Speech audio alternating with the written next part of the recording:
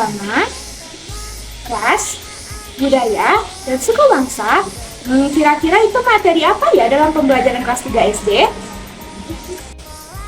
Assalamualaikum warahmatullahi wabarakatuh. Halo adik-adik, perkenalkan nama kakak Anggureksa Putrolev. Di sini kakak akan membahas video pembelajaran mengenai materi kelas 3 SD tentang Bhinneka Tunggal Ika. Namun sebelum itu, perkenalan dulu yuk sama anggota kelompok kakak-kakak yang lain.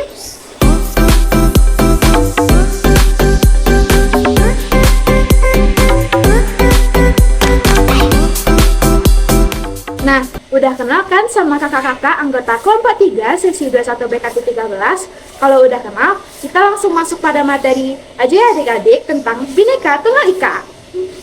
Nah, Bhinneka Tunggal Ika adalah semboyan bangsa Indonesia yang tertulis di lambang negara Garuda Pancasila pada bagian pita putih yang dicengkram oleh burung Garuda seperti yang dapat adik lihat di gambar berikut. Nah, sebelumnya adik-adik tahu nggak sih apa itu makna dari Bhinneka Tunggal Ika? Kalau adik-adik belum paham, yuk belajar sama-sama dengan kakak. Nah, untuk makna dan arti dari Bhinneka Tunggal Ika dapat adik-adik lihat di penjelasan berikut ini. Secara etimologi, kata Bhinneka Tunggal Ika berasal dari bahasa Jawa kuno yang jika dipisah menjadi bhinneka memiliki makna ragam atau beraneka. Tunggal adalah satu dan ika adalah itu. Nah, dari makna tersebut dapat kita simpulkan bahwa Bhinneka Tunggal Ika berarti berbeda-beda namun tetap satu jua. Nah, maknanya di sini adalah kita menyadari bahwa keberagaman kita di Indonesia mulai dari bangsa, suku, ras, budaya, dan agama harus menjadikan kita sebagai negara kesatuan yang baik dengan tetap menjunjung tinggi keberagaman dan saling menghormati. Nah, adik-adik udah paham belum makna dari Bhinneka Tunggal Ika? Kalau adik-adik sudah paham, kita lanjut pada materi selanjutnya yuk, mengenai tentang sejarah singkat Bhinneka Tunggal Ika. Adik-adik penasaran nggak sih gimana sejarah singkat lahirnya Bhinneka Tunggal Ika? Kalau penasaran, yuk simak penjelasan dari kakak. Semboyan Bhinneka Tunggal Ika pertama kali muncul sekitar abad ke-14 pada masa kerajaan Majapahit dan berada dalam kitab Kakawin Sutasoma karya Empu Tantular yang digubah pada masa pemerintahan Raja Sanagara Majapahit yaitu Hayam Wuruk. Awalnya kata-kata itu digunakan untuk menunjukkan semangat toleransi antar umat beragama, khususnya antara agama Hindu, Buddha pada saat itu. Muhammad Yamin pun membawa frasa tersebut pada sidang BPUPKI pertama pada 29 Mei hingga 1 Juni 1945. Semboyan itu kemudian diusulkan oleh Soekarno untuk ada dalam bagian simbol negara Garuda Pancasila. Setelah dipilih menjadi semboyan bangsa Indonesia, konteks Bhinneka tidak hanya merujuk pada perbedaan agama antara rakyat Indonesia, tetapi juga menjadi lebih luas, mencakup suku, bahasa, ras, golongan, budaya, adat istiadat, bahkan dapat dipakai untuk hal yang lebih personal seperti gagasan, ide, kesukaan, atau juga hobi. Nah, gimana adik-adik? Menarik bukan sejarah lahirnya Bhinneka Tunggal Ika? Selanjutnya kita akan masuk pada materi mengenai peran Bhinneka Tunggal Ika. Nah, semboyan Bhinneka Tunggal Ika memiliki peran utama untuk persatuan bangsa Indonesia. Di sisi lain, Bhinneka Tunggal Ika juga memiliki peran dalam menjaga tatanan kehidupan masyarakat yang menumbuhkan nilai-nilai toleran. Nah, nilai-nilai toleran yang dimaksud di sini adalah menghargai perbedaan agama, budaya, ras, dan suku bangsa. Nah, adik-adik pasti memiliki teman yang memiliki perbedaan kebudayaan, agama, maupun ras. Nah, sebagai bangsa Indonesia yang memiliki prinsip Bhinneka Tunggal Ika, kita harus saling menghargai perbedaan tersebut adik-adik. Kita tidak boleh saling menghardik atau mencaci suatu agama maupun ras dan kebudayaan yang ada di sekitar lingkungan kita. Selanjutnya, Bhinneka Tunggal Ika juga berperan menjaga kesatuan Republik Indonesia dan juga berperan sebagai rambu-rambu peraturan dan kebijakan negara. Semboyan ini dapat membentengi perdamaian Indonesia. Selanjutnya, kita akan masuk pada penerapan Bhinneka Tunggal Ika dalam kehidupan sehari-hari. Nah, penerapan Bhinneka Tunggal Ika ini dalam kehidupan sehari-hari dapat adik-adik lakukan dengan cara yang pertama yaitu tidak pernah merasa menang sendiri. Maksudnya di sini adalah adik-adik apabila membuat kesalahan, adik-adik tidak boleh lempar batu sembunyi tangan. Adik-adik harus mengakui kesalahan yang adik-adik perbuat. Selain itu, Tidak menang sendiri ini juga berarti bahwa adik-adik harus peduli pada kondisi orang lain. Misalnya, teman adik-adik dalam mengalami kesusahan, adik-adik tidak boleh menceritakan hal bahagia di sampingnya.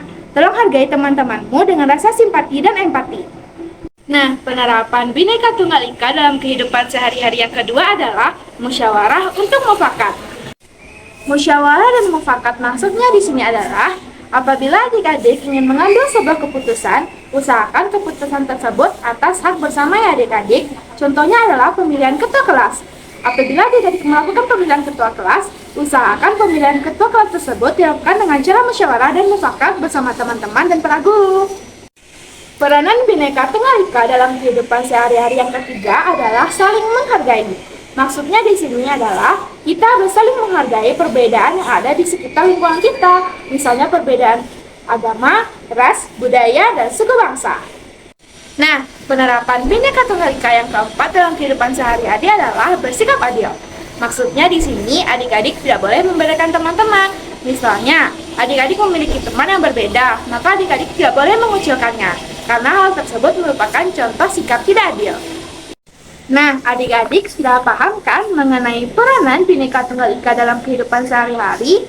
Kalau udah paham, jangan lupa diterapin ya. Karena kalau adik-adik tidak terapkan, maka hal tersebut akan berdampak pada penyebab lunturnya makna dari Bhinneka Tunggal Ika. Nah, penyebab dari lunturnya makna Bhinneka Tunggal Ika ini disebabkan oleh 4 topik. Nah, penyebab lunturnya Bhinneka Tunggal Ika yang pertama adalah adanya diskriminatif. Diskriminasi ini adalah sikap atau perbuatan yang kita lakukan kepada orang lain yang berdampak buruk atau perbuatan tidak baik yang dilakukan kepada orang lain. Misalnya, mengucilkan suatu golongan, budaya, agama, maupun ras. Penyebab lunturnya Bhinneka Tunggal Ika yang kedua yaitu konflik. Konflik di sini dimaksudkan adalah perselisihan antar golongan maupun individu. Misalnya, perselisihan akibat ketidaksesuaian pendapat. Penyebab lunturnya Bhinneka Tunggal Ika yang ketiga yaitu egoisme. Egoisme berarti adalah rasa ingin menang sendiri atau memaksakan kehendak akan suatu hal yang harusnya disepakati dengan musyawarah dan mufakat. Penyebab lunturnya Bhinneka Tunggal Ika yang keempat yaitu hambatan dari dalam diri individu maupun golongan. Maksudnya di sini adalah rasa tidak ingin suatu individu dalam penerapan Bhinneka Tunggal Ika dalam kehidupan sehari-hari. Nah, adik-adik udah paham belum tentang penyebab lunturnya Bhinneka Tunggal Ika dalam kehidupan? Jika sudah paham, selamat adik-adik sudah mencapai materi terakhir tentang penyebab berlunturnya Bhinneka Tunggal Ika. Nah, dari penjelasan yang sudah kakak jelaskan tadi, adik-adik bisa nggak ya mengambil kesimpulan tentang apa sih arti dari Bhinneka Tunggal Ika itu?